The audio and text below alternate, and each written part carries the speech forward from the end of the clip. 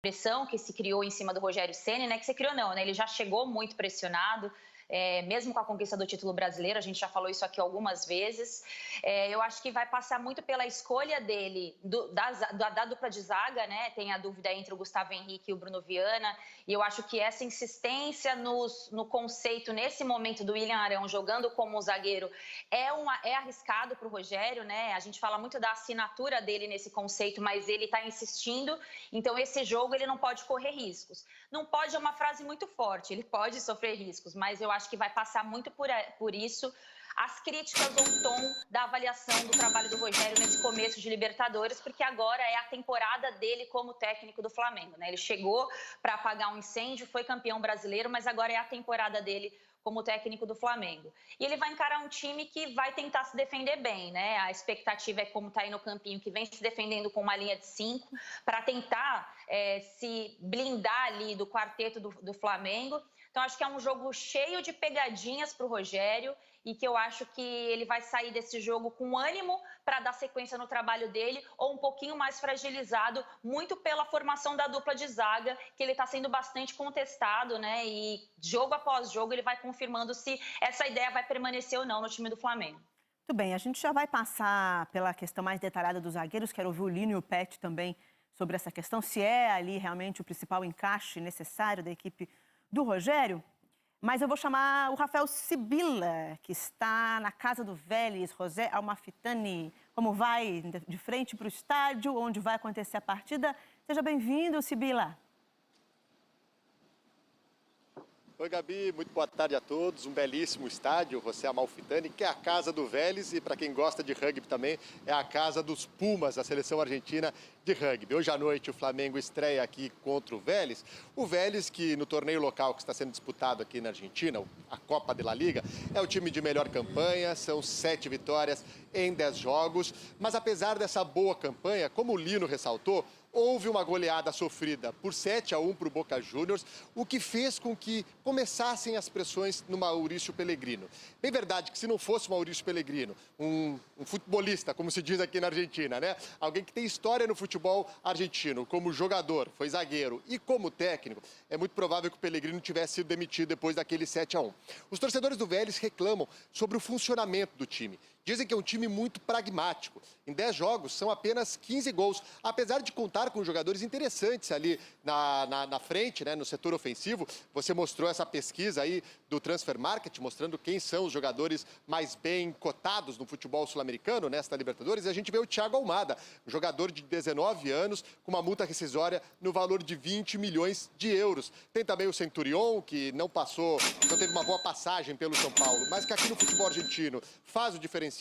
Foi bem no Racing, foi bem no Boca, estava indo bem no Vélez quando o técnico ainda não era o Maurício Pellegrino. Tem um camisa 9 importante, que é o Lucero, e tem um outro jogador muito arisco que se chama Lucas Orelhano. Apesar desses destaques ofensivos, é um time que tem feito poucos gols porque joga num futebol mais pragmático, um pouco mais conservador.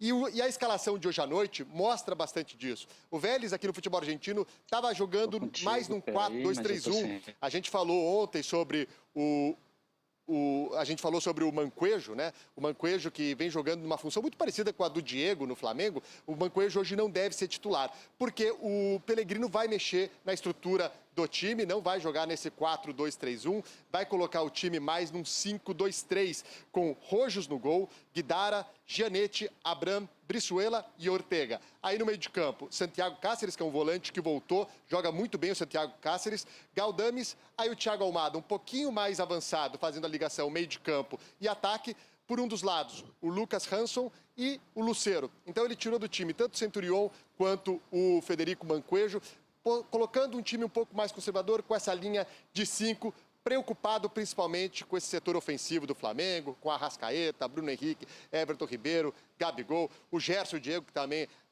ajudam bastante na construção de jogadas, e os laterais que apoiam bastante, Gabi. Muito bem, Sibila.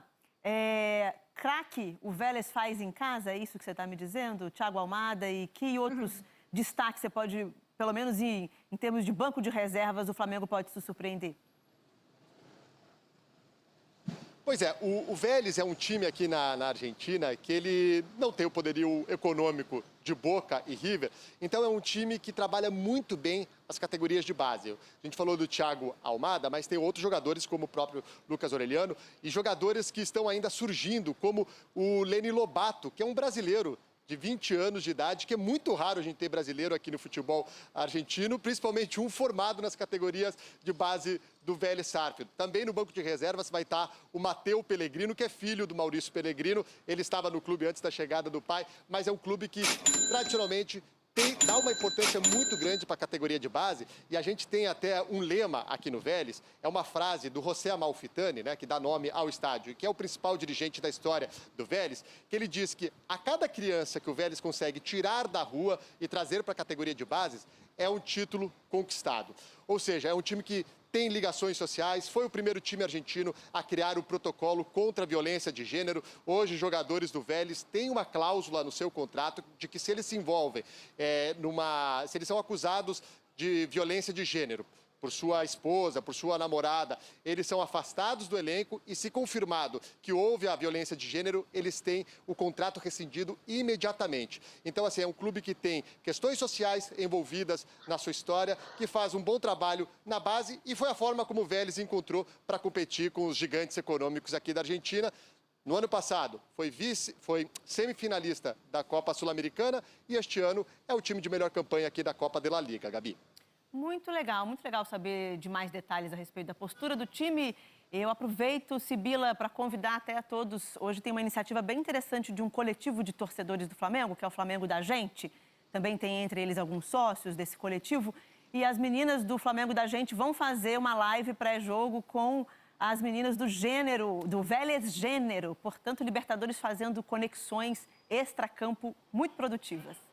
Obrigada pela participação. Até mais, Gabi. Beijo para você, bom programa a todos. Bom trabalho para você também. Sibila, continuando aqui o papo sobre como que esse Vélez que o Sibila destrinchou muito bem, eu vou voltar aqui para o Pet, para a questão do Flamengo. Quais são, Pet, quais são os principais desafios do Rogério? Você acha que é mesmo nesse encaixe do setor defensivo? E aí eu extrapolo a questão de necessariamente se joga com Gustavo Henrique ou com Bruno Viana ao lado do William Arão. Mas que postura do sistema defensivo ou que postura do time como um todo o Rogério tem que exigir hoje em campo? Tem que exigir, como sempre, né? Em todos os jogos você exige do Flamengo e dos jogadores o máximo, né? Agora, a questão, como o Flamengo vai se comportar? Acho que o Flamengo tem um grande desafio como propor o jogo sempre, e aí postura após perda da bola, organização em campo. Isso que faz falta um pouco para o Flamengo para ser melhor nos resultados e mais eficiente. Ele vai ter desafio hoje grande, porque melhores jogadores desse time do Vélez são o trio do ataque. O Jensen, Lúcio e Thiago Almada. Cada um com 7 gols na temporada. São jogadores perigosos, jogadores que sabem aproveitar chances dadas. E aí o Flamengo, de vez em quando, sempre dá uma oportunidade ao adversário. E eu imagino de novo que o Flamengo vai ter posse de bola. Imagino que o Flamengo vai tentar exercer isso na frente. Agora, pós perda da bola, o Flamengo tem problema no posicionamento ou distância, cria um buraco no meio campo. Isso o Flamengo tem que corrigir. Com quem ele vai jogar, isso cabe ao treinador de escolher. Ele tem suas ideias, ele treina time durante a semana, e aí quem vai jogar na zaga, se vai ser mesmo o Villarão ou outro zagueiro, isso cabe ao Rogério Ceni. Muito bem, vamos botar aqui as opções do Rogério Ceni para a gente ver. O Bruno Viana, que é o menos conhecido do público no geral, né? Que é o primeiro aqui. Gustavo Henrique e o William Arão. Partindo por esse comentário do Pet, Lino e depois Ana, com essas características de não deixar este buraco no meio campo, acho que o Pet está até se referindo pelo que a gente viu em campo contra o Vasco, algumas distâncias maiores do que deveriam ali, mas era outra formação também. Mas ali, como companheiros do Arão, a gente está partindo do pressuposto que o Arão é a escolha sempre definitiva ali para a zaga, né? Gustavo Henrique ou Bruno Viana, Lino, que características ficam parecidas com essa aqui que o Pet colocou de não deixar buracos, de ajudar na construção? Eu acho que o Bruno Viana é um pouco mais parecido com o Rodrigo Caio para manter a ideia original. Não estou esperando que o Rogério Ceni erre para poder dizer que tenho razão, pelo contrário. Ainda há pouco eu criticava a ideia de colocar Diego na frente da zaga, de puxar Arão por dentro e transformar Arão em zagueiro. Hoje não, o Rogério Ceni conseguiu me convencer na prática de que isso é possível. Não só é possível, como é produtivo. Qualquer equipe corre riscos. Qualquer equipe dentro de uma partida de futebol, desde que você tenha nível, né, de Libertadores, por exemplo, né, nível técnico aceitável, vai correr riscos em alguns momentos. E o grande risco do Flamengo é corresponder à vocação que ele tem, aquilo que a torcida exige. É o Flamengo que ataca, é o Flamengo que quer a bola, é o Flamengo que domina adversários. Em um momento ou outro, isso aconteceu contra o Palmeiras, por exemplo, agora na Recopa, isso vai acontecer. Você vai ver o adversário crescer, criar oportunidades. Eu gosto de equipes que correm riscos, gosto de treinadores que têm ideia, e o futebol que eu gosto é muito parecido com esse do Flamengo. Então não tenho nada a reclamar, o Flamengo vai errar, vai acertar, mas o que o Flamengo está tentando, na hora que engrenar, a hora que se tornar realmente produtivo, vai transformar o Flamengo no time que a gente imagina que ele possa ser, naquele que a cada começo de Libertadores a gente lembre como um dos favoritos. Isso acontece quando a gente fala agora, né, do alto do nosso tradicional lugar comum de jornalista, sobre os favoritos ao título da Libertadores. A gente já começa a falar de Boca e River, já para se livrar dos grandes argentinos. Quando vem para os brasileiros, a gente dá uma misturada. O Flamengo não quer se misturar mais. O projeto técnico do Flamengo é ousado também, e o Rogério Ceni está fazendo isso. A Ana Thaís concordava com você quando você dizia que o Bruno Viana seria o seu escolhido por ter características mais parecidas com a do Rodrigo Caio. Ana, não falta um pouco aí? Achei ele mais rápido. Tá. Mais rápido em que sentido? Na Desculpa, saída? Não, a ideia é essa mesmo, que seja rápido aí para pegar o raciocínio mesmo. A ideia é mais rápido o quê? No desarme, mais rápido no reposicionamento quando pega um contra-ataque, por exemplo, ou mais rápido na saída? Eu acho que a cobertura das costas do volante ali, que no caso seria o Diego, eu acho que ele é um pouco mais tem um pouco mais de dinâmica, né? Eu acho o Gustavo Henrique um pouco mais lento, embora mais alto, né? Mas acho ele um pouco mais lento. Só que eu acho que o sistema defensivo do Flamengo não se resume só à linha de defesa, né? O grande diferencial do Flamengo nos últimos anos era a intensidade do ataque também na recomposição, como o Pet estava falando, né? Perde a bola, eles já pressionavam para recuperar muito rápido. Gabigol, Bruno Henrique, Everton Ribeiro, Arrascaeta, já iam mordendo ali, porque o Flamengo, com o Jorge Jesus, do Jorge Jesus para frente, passou a jogar com a famosa linha de defesa um pouco mais alta, era um time mais compacto. Hoje em dia, ele adiantou a linha, mas os jogadores lá da frente estão demorando demais para fazer essa recomposição. Isso acaba estourando com mais frequência no meio-campo, e como você não tem aquele meio-campo de pegada, porque você não tem mais o William Arão, o Gerson é um cara que tem que ficar fazendo a cobertura ali o tempo inteiro, principalmente do lado do Isla. Então, consequentemente, o Flamengo vai sofrer mais ataque, né? O Flamengo não é mais a novidade que era em 2019. Então, a gente fala muito da escolha do zagueiro, mas eu acho que o que vai evoluir ainda com o trabalho do Rogério começa lá na frente, com a recomposição do quarteto, que eu acho que é o principal diferencial do Flamengo nos últimos anos, né? De 2020 para 2021. Eles já não são tão intensos como eles eram. Então, acho que por aí explode um pouco os problemas, né? Se a gente pode considerar assim, defensivos do Flamengo. E aí, passando para essa galera da zaga, né? Para a linha mesmo de defesa, o Felipe Luiz já não é o lateral que sobe mais o tempo inteiro, né? O Rogério segura ele um pouco mais e libera mais o Isla. Então, se ele tem um zagueiro do lado dele que tem um pouquinho mais de mobilidade para ajudar nessa saída de bola e na cobertura, quando essa bola explode no meio-campo, ele vai sofrer um pouco menos. Contra o Palmeiras, isso para mim ficou um pouco claro no segundo tempo, quando o Mike entrou no jogo. O Felipe Luiz não sofreu, mas ele encontrou espaço ali quando o Mike aparecia para jogar em cima dele. Tanto que depois, na reta final do jogo, o Rogério Ceni colocou o Michael por ali para fechar um pouco o espaço. Então, acho que é uma soma, vai evoluir, diz muito sobre a preparação física também, mas eu acho que o ponto, para mim, que tem explodido mais é em relação a essa recomposição ali do quarteto da frente. Você falou do quarteto da frente, fiquei lembrando aqui da estreia do Flamengo na Libertadores do ano passado, de 2020, e é o nosso próximo assunto, até para a gente detalhar como estava o Flamengo no jogo contra o Júnior Barranquilla, como foi essa... Depois a gente sabe como é que foi a campanha, mas a estreia mesmo, comparando. O Jorge Jesus era o técnico, né? Então ali a diferença bem grande em termos de direção à beira do campo. Diego Alves, João Lucas, Gustavo Henrique e Léo Pereira Felipe Luiz, Thiago Maia e Gerson, Everton Ribeiro, Arrascaeta, Vitinho e Gabigol. O Rodrigo Caio, o Rafinha e o Bruno Henrique estavam lesionados e o Arão estava suspenso. O Everton Ribeiro, Ana Thaís, eu, na verdade agora já passo até para o Pet. O Everton Ribeiro, nesse jogo, ele fez 2 gols, foi 2-1. 2 gols do Everton Ribeiro, um deles com assistência do Arrascaeta. A Ana deixou essa bela deixa para a gente para falar do quarteto ofensivo. No jogo ali a gente viu que era Vitinho e Gabigol, né? O Bruno Henrique estava contundido, hoje é o Bruno Henrique. O que mudou em termos de intensidade nesse quarteto? Ou a gente pode avaliar o quarteto todo como tendo caído em rendimento, ou Pet? Ou algum outro jogador você destaca? Não, acho que em todo o time do Flamengo caiu de rendimento.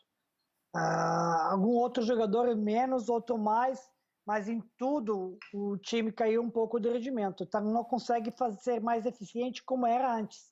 Então, criação das jogadas, a supremacia não é a mesma, custa muito para fazer o gol e custa muito para fazer jogadas claras, chances claras para o gol, a não ser na falha do adversário. Essas construções aqui que demoram um pouco, então essas rotações, essas mudanças que acontecem, não acontecem como acontecia antes. Mas isso passa pelas fases também dos jogadores, do time, do elenco, também pelo estilo de cada técnico, né? O Flamengo teve mudança de Jorge Jesus para Domi, de Domi para Rogério Ceni, mas agora a gente está esperando ainda de que esse time comece a engrenar com o Rogério Ceni. Ainda não engrenou, hein? Quando você pensa que agora está melhor, mas não é. Então, eu acho que essa fase de grupo da Libertadores é uma grande chance e oportunidade onde os jogos são todos importantes, onde não tem como relaxar, onde não tem como botar salto alto e onde que você tem que mostrar aquilo que você é. E, na realidade, o Flamengo é o melhor time, para mim, não só no Brasil, mas da América do Sul. Muito bem, o Flamengo está jogando a sua 5ª Libertadores consecutiva. Nas últimas 4 estreias, o Flamengo venceu. A gente tem aqui os resultados, esse que a gente acabou de mostrar. São 3 vitórias e um empate, na verdade, contra o Júnior Barranquilla no último, né, 2-1. San José e Flamengo em 2019, o Flamengo venceu, depois bateu campeão. Flamengo e River Plate, um empate com sabor de vitória. Uma vez eu falei isso, me mataram. E esse especialmente porque é no Rio de Janeiro, foi sem torcida. Inclusive eu estava lá nesse jogo, se não me engano, foi no Newton Santos. 4-0 em cima do São Lourenço em 2017. Olino, eu já vou passar a palavra para você, mas eu tenho aqui a máxima de que repórter... De Libertadores muito tranquila, Gabi. Sim, e com a vantagem desse retrospecto, né, de 5 Libertadores em sequência, é muito comum hoje ouvir de dirigentes, inclusive o Marcos Braz falou ontem, o importante é que o Flamengo está sempre chegando, está sempre na Libertadores. Isso vai dando uma casca para um time que até 2019 tinha todo esse peso de vencer novamente uma Libertadores. Já foi tirado, então pelo menos... em termos de cobrança por resultado, sempre tem. Mas ela é um pouco mais, com mais experiência, se encara isso, né? Esse aí é o Flamengo treinando lá na Casa Marija, no CT do Boca Juniors. O Gabigol sendo ali paparicado, tietado, não sei se por argentinos, provavelmente dentro do CT. Não estão com camisa do Flamengo, então provavelmente sendo tietados ali. Sendo tietado por argentinos, hermanos. A gente tem também o Diego Alves falando sobre a estreia. Vamos ouvi-lo. A expectativa é a melhor possível, sabendo que é um jogo difícil, o primeiro jogo, mas eu acho que a gente está preparado para começar uma nova Libertadores e vamos fazer de tudo para conquistar de novo, né? Poder comemorar no final junto com a nossa torcida. A Libertadores, todos os jogos são difíceis, o Vélez, por mais... Eu já vi entrevistas, né, que consideram o nosso time um dos melhores da América, então você já vê a importância que eles tomam esse jogo, né? Então acho que temos que estar concentrados, fazer o nosso trabalho da melhor maneira possível para que a gente possa começar com uma vitória aqui na Argentina. Vamos fazer de tudo para que a gente possa ter um final igual ao de 2019 e